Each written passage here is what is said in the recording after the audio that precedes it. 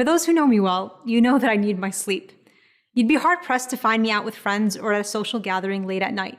Because for me, sleep is a priority. Sure, as time goes on and my responsibilities increase in life, that sleep is eventually going to be a thing of the past. And for many people today, having the time to sleep for a full night's rest is simply a luxury.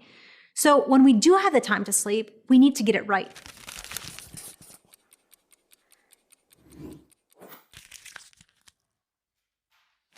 A good night's rest can really impact your drive, focus, and all-around energy levels when it comes to being productive or incorporating consistent habits.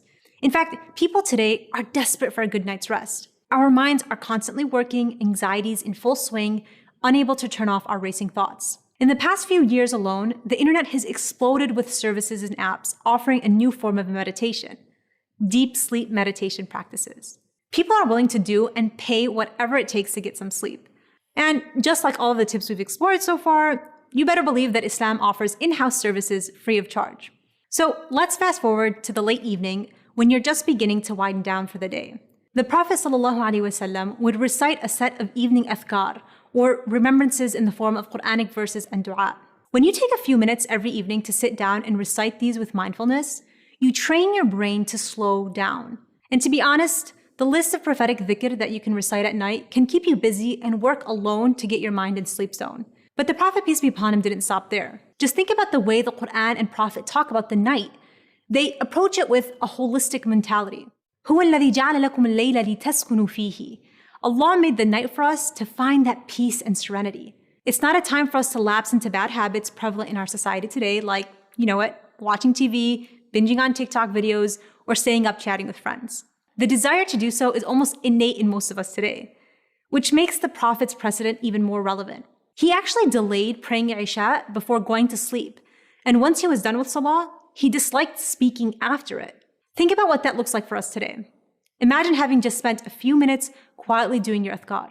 Then, when you're ready to call it a night, you spend your time in quiet prayer. You actively avoid talking afterward when your mind, having been able to meditate for several minutes, has stopped racing. And on that note, you slip into bed reciting a few short verses from the Quran before falling asleep. What's incredible about all of this is that it doesn't only get you in the zone to sleep, but you also fall asleep with the most important thing on your mind, remembering God, and at the same time, your purpose for that day and the next day to follow.